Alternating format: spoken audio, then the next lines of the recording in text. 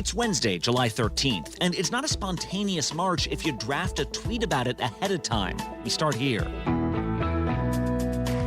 Using tweets, texts, and the White House lawyer, the January 6th committee lays out some of its most damaging evidence. I don't think any of these people were providing the president with good advice. We'll walk through what it means for former President Trump. President Biden called Saudi Arabia a pariah. Now he's about to pay them an official state visit. They're being very careful about the messaging around this. What it tells us about all his politics, foreign and domestic. And if you're feeling a little spacey, you're not alone. It's not often that you get to see the universe in a new light through a new set of eyes. A breathtaking series of images just did the impossible. It united people. From ABC News, this is Start Here. I'm Brad Milkey.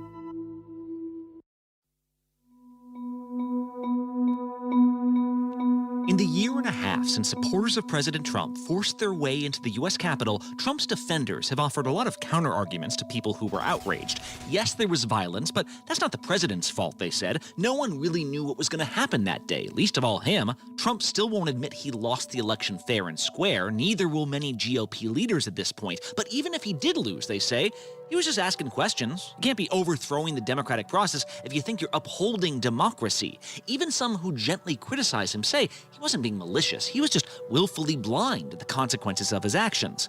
Well, yesterday, the House Select Committee investigating January 6th set out to destroy those counter-arguments.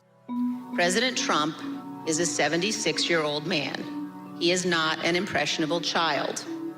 Just like everyone else in our country, he is responsible for his own actions and his own choices. They played back newly obtained deposition footage of the White House's chief lawyer at the time. And after hearing from him and others, these committee members seem to conclude that many people, including Trump himself, knew exactly what they were doing. In fact, one congressman said as these conversations went on, you could tell they were becoming openly homicidal.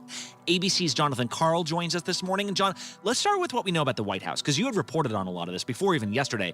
What did we learn from former White House counsel Pat Cipollone? Well, first, it was just incredible to see him testifying. He spent 8 hours in a deposition before the committee. This was one of the top witnesses that the committee wanted because Pat Cipollone, as the White House counsel, was there for it all.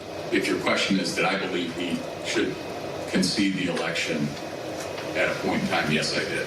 He was, of course, the top White House lawyer with President Trump as he was beginning to challenge the election results, doing everything he could to overturn the election results, and into January 6th. I think the most intriguing thing we learned was a blow-by-blow account of the meeting that happened on December 18th.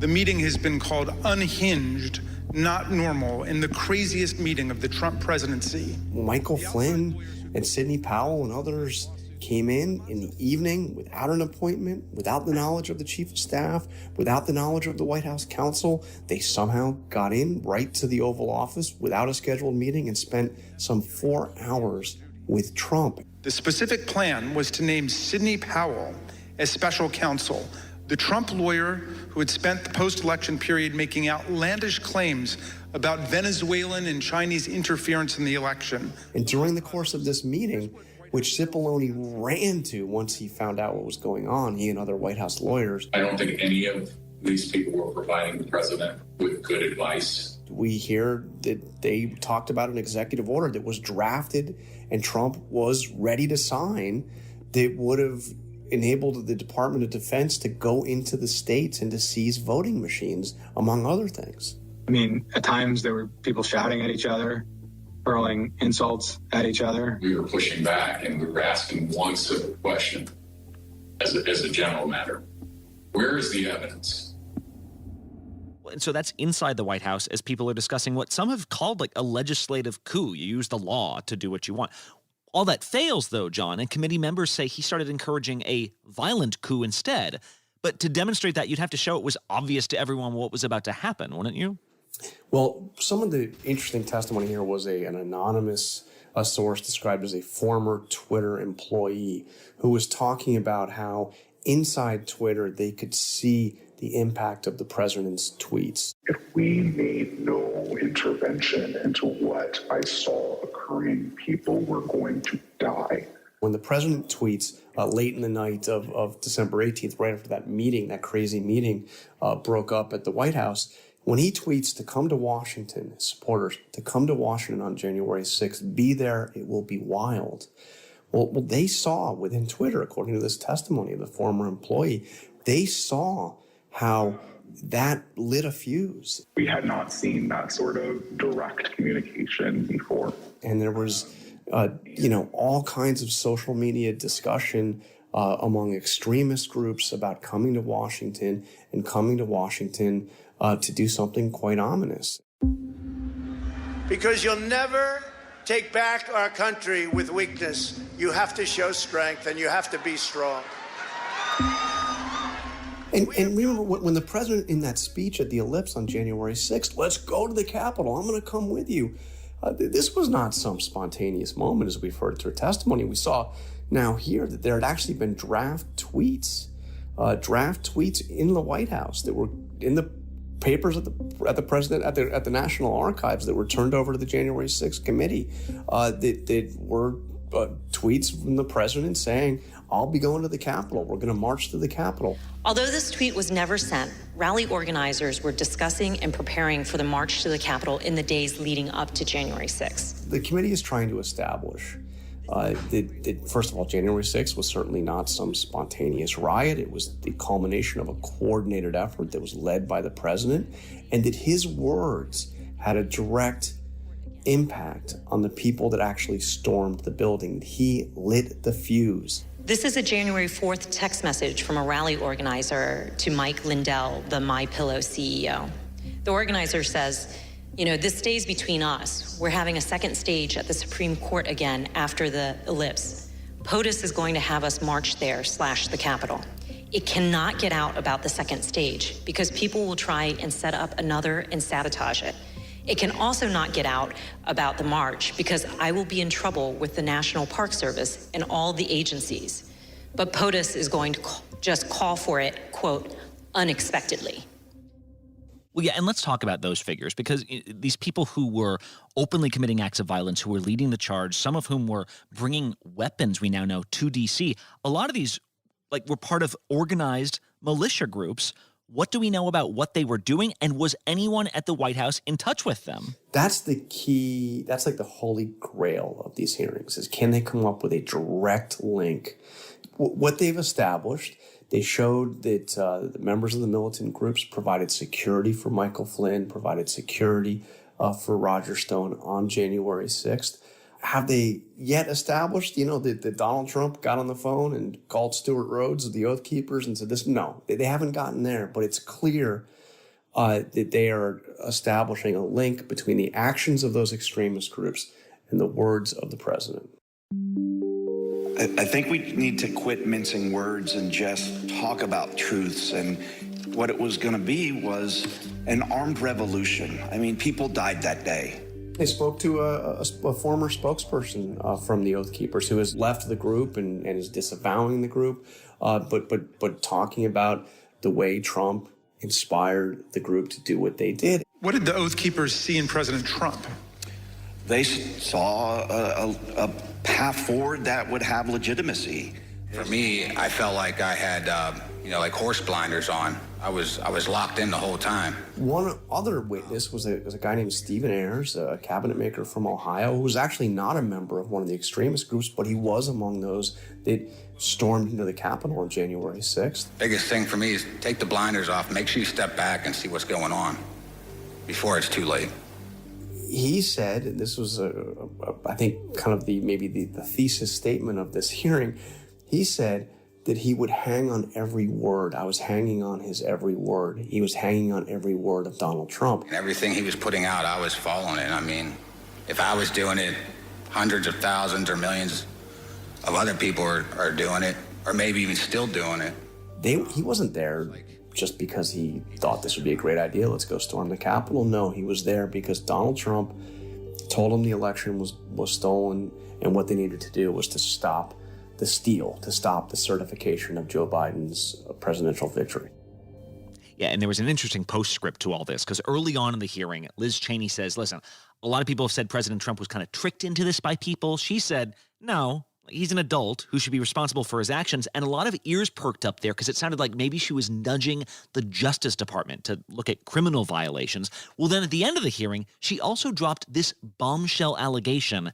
After our last hearing, President Trump tried to call a witness in our investigation, which now raises the question of potential witness tampering. So we will see what comes next here. Jonathan, Carl, thank you. Thanks, Brad. See you. Next up on Start here, there are lots of countries President Biden thinks highly of, but those countries don't affect energy prices, and he's not visiting them. We're back in a bit. With so much at stake, so much on the line, more Americans turn here than any place else. ABC News World News Tonight with David Muir, America's #1 most watched newscast, now streaming on ABC News Live. This is ABC News Live. The crush of families here in Poland. At refugee centers. In Putin's Russia. On the ground in Ukraine. Close to the front line. Here at the White House. Destructive Cat 4 storm. Here along I-5. Boston is in the bullseye. Let's go. We made it. ABC News Live, America's #1 streaming news. Anytime, anywhere. Streaming 24/7, straight to you for free. Thank you for making ABC News Live America's #1 streaming news. Admit it, these days, what you need to know seems to change just about every day. What is it that you really want to know, need to know? To help you not just get through your day, but to make the most of it.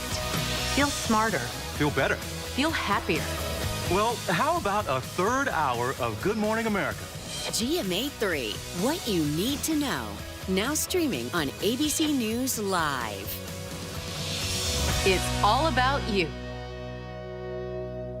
Elizabeth Holmes found guilty on 4 counts of fraud, facing the possibility of decades in prison. Now, we take you inside the courtroom and behind the scenes. The Dropout, Elizabeth Holmes on Trial. Listen wherever you get your podcasts. National parks are incredibly safe places, but crime will happen. Hey, Mama. My wife has fallen. She's in really critical condition. At that time, I thought it was just a tragic accident. There's still a lot of questions we need to ask. There were small things that didn't totally add up. This is 2 lives for Harold that have died now. I was shocked. Something's not right.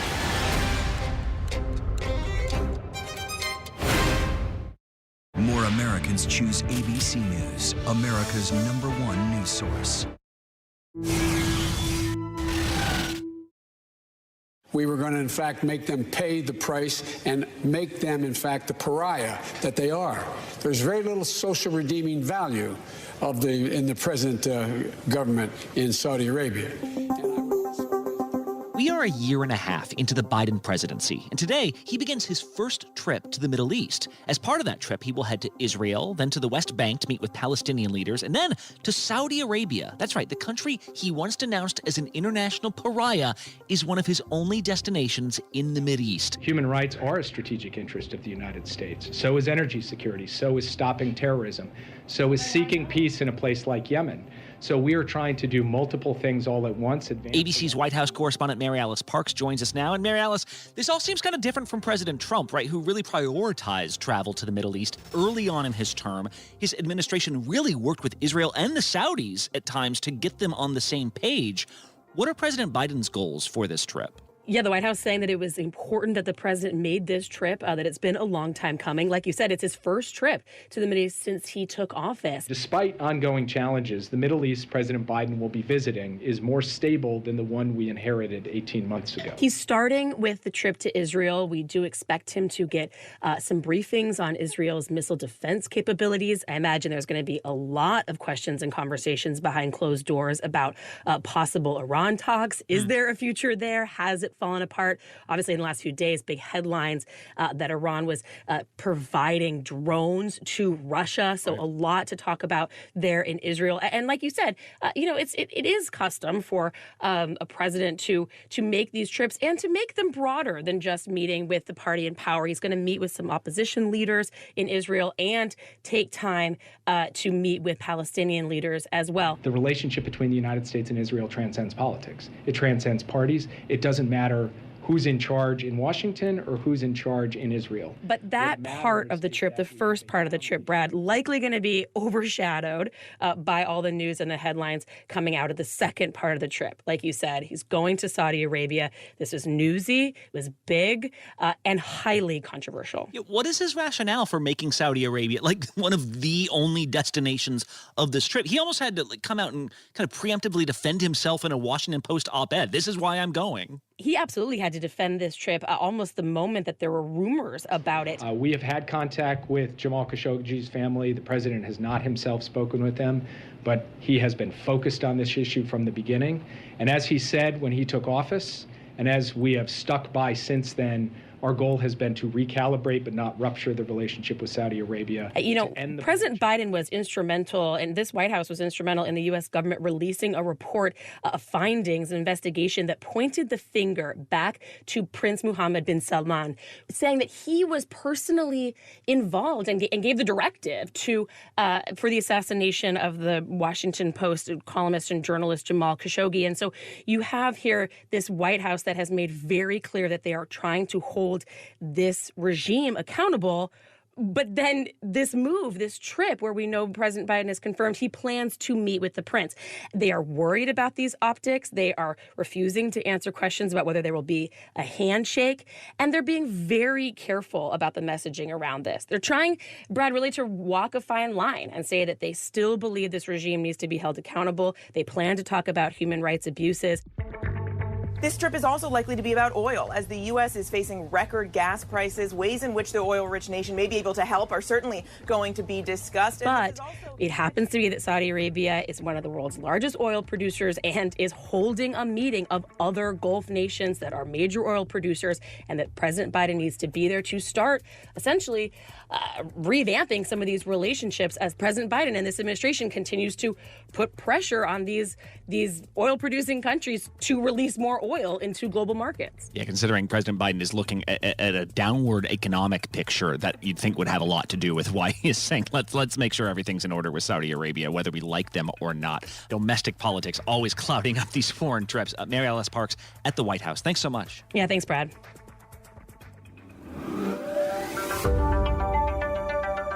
I know I hyped up the big photo dump from NASA's new space telescope yesterday, but I wasn't even ready for how incredible these full-color images from the James Webb Space Telescope were going to be for everyone watching. We are ready to see Webb's first image of a star dying, a planetary nebula called the Southern Ring. That there was a NASA official describing the sharpest images we've ever seen of parts of our universe. But what do they mean for us besides being really, really pretty? Wow. This near-infrared image is wow. Let's go to Nadia Drake. She writes about space for National Geographic. She's been on the Space Telescope beat because Nat Geo apparently has a Space Telescope beat. Nadia, what kind of words would you use to describe these photos?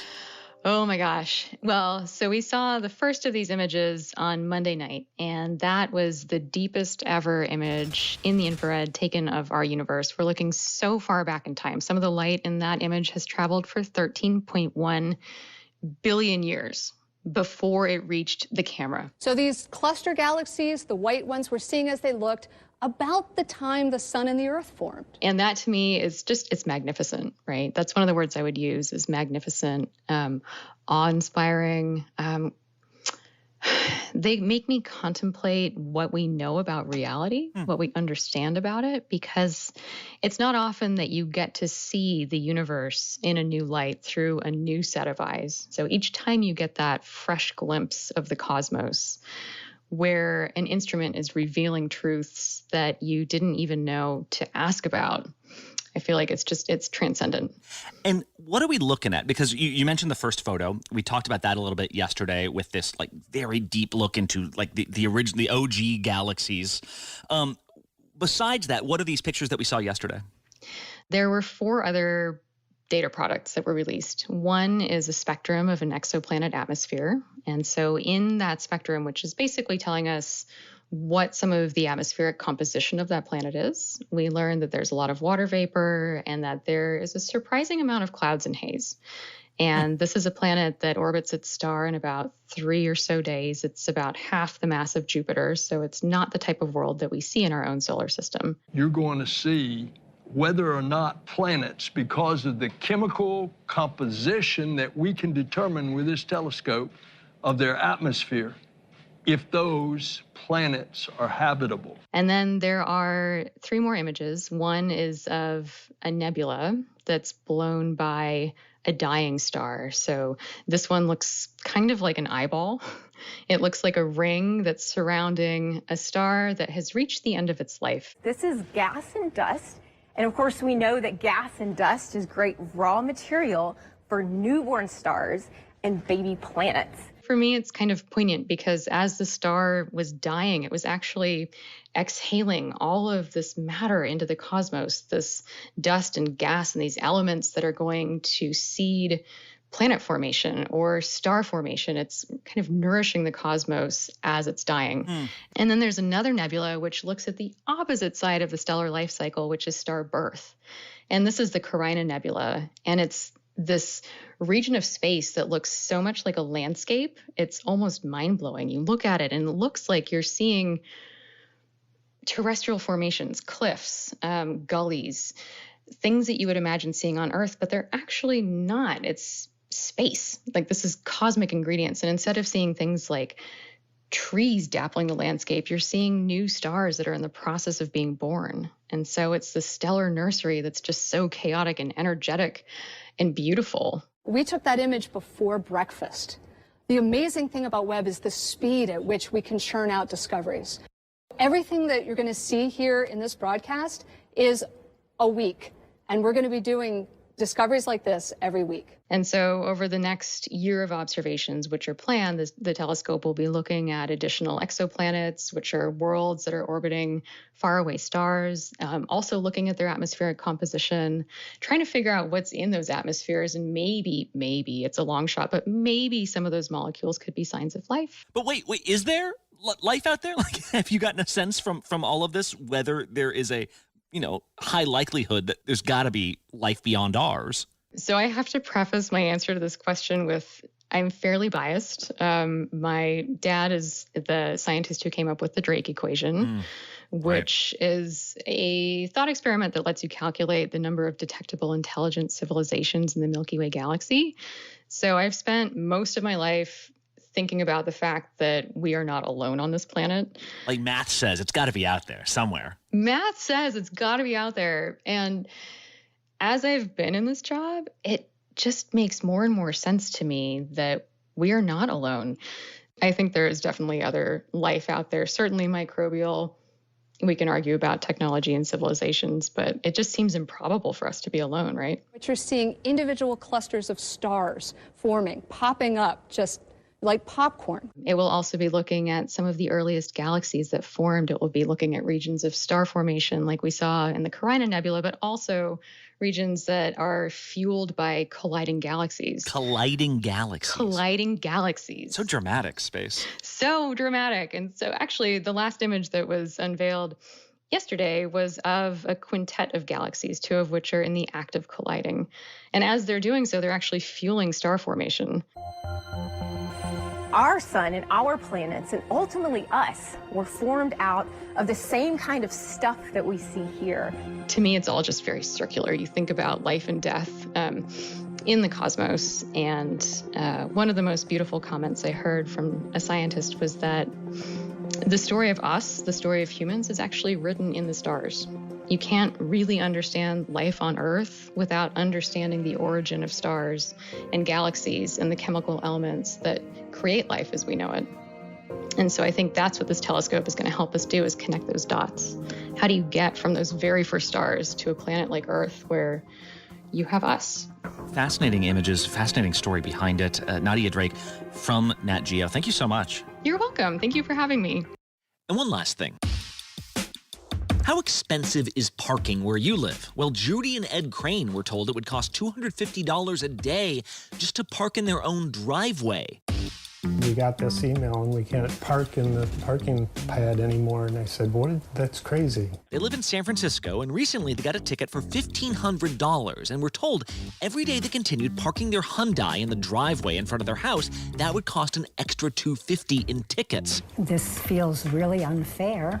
I wrote back to them and I said I thought it was a mistake. Apparently, there's a decades-old law in the city that says you can only park in that setback spot in front of your house if it's covered, to make the neighborhood look nice and not just like a car sitting off the sidewalk. All of a sudden be told you can't use something that we had used for years, it's startling. And so the planning department gave them a challenge. Prove the parking was a historic use on the lot. Finally this week, after finding a picture with an old horse-drawn carriage using what appears to be the same parking spot before this law was ever enacted, they were grandfathered in. So this little black blob looks like it's pulling into our house. But it's just the latest in a series of measures in cities across the country that made parking spaces tougher to find, which seems weird, right? Why would you want the cranes parking on the street when they could just take up their own property? Well, for years, city planners have been saying the way we approach parking only makes the problem worse. When you build more parking spaces, parking becomes more accessible, which is great, until people say, wow, it is so much easier to park, I guess I'll buy a car now. For years, San Francisco told developers if you build housing, you also need a minimum number of parking spaces to go with it. Well, as the housing crisis got worse, advocates said, what are we doing? What would we rather have, a new apartment building where residents could take the bus, or a parking lot for the folks next door? They struck that rule a few years ago and have been pursuing policies that encourage walking and public transit ever since. It's only caused annoyance for the cranes, but now they have their victory and their parking space. I don't know about you, but sometimes I'll check out our community Facebook group in Brooklyn, and nothing gets neighbors fired up like a good old-fashioned debate about public parking. Let us know what you think about this on Twitter. We are at Start Here ABC. I'm Brad Milkey. See you tomorrow.